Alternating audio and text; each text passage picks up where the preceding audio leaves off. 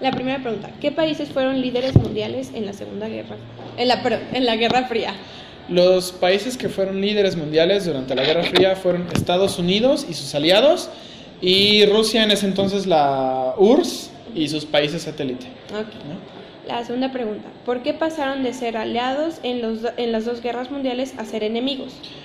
Bueno, yo creo que la principal causa fue que cuando acabó la Segunda Guerra Mundial, de hecho, un poquito antes de que acabara, Rusia había estado liberando casi por sí misma a los países que habían sido tomados por Alemania. Entonces, cuando la mayor parte de Europa Central ya era comunista, fue cuando Estados Unidos decide entrar a la guerra.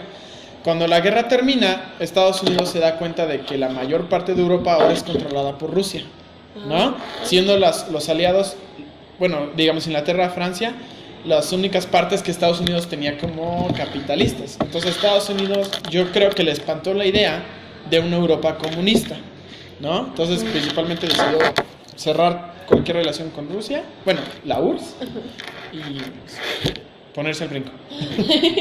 Muy bien. ¿Qué regiones fueron escenarios de la Guerra Fría? Pues mira, como tal, nunca hubo un conflicto armado entre los dos países, pero sí había guerras que ellos mismos, o conflictos que ellos incitaban apoyando a uno u otro bando. De los países que sé que tienen que ver con la Guerra Fría son Cuba, por ejemplo, la crisis de los misiles en Cuba tiene que ver con eso. La guerra de Vietnam, Corea, Afganistán, todos esos países fueron apoyados, y sus rivales fueron apoyados por uno u otro, bueno, ya sea por Estados Unidos o por la URSS. Okay. ¿Cuál era la opinión pública sobre la Guerra Fría?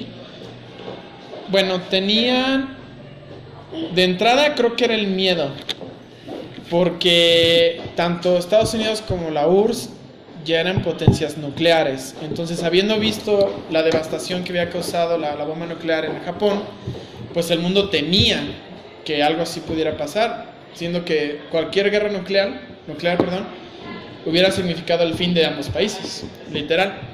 Entonces, era eso, digamos, el constante miedo a la guerra nuclear. Se dio mucho por ese entonces, pues el espionaje, ¿no? De ahí sale el auge del espionaje y conocemos al famoso espía James Bond. Bueno, de ahí surgió la idea, etcétera, etcétera. Órale. Y bueno, la última pregunta es, ¿con qué tipo de armamento contaban las grandes potencias? Básicamente el armamento era el que te comentaba, o sea, las bombas nucleares, ¿no? Fue un auge nuclear impresionante durante la Guerra Fría. Hubo mejoras tecnológicas, por ejemplo, lo que podemos hablar que trajo la Guerra Fría, que viene siendo desde el 47 hasta el 91, el napalm, las ametralladoras pesadas, las bombas nucleares, el uso de celulares, las computadoras empiezan por ahí, y otras mejoras a la parte militar, ¿no? Bueno, estas fueron las preguntas. Muchísimas gracias. De nada, Meche.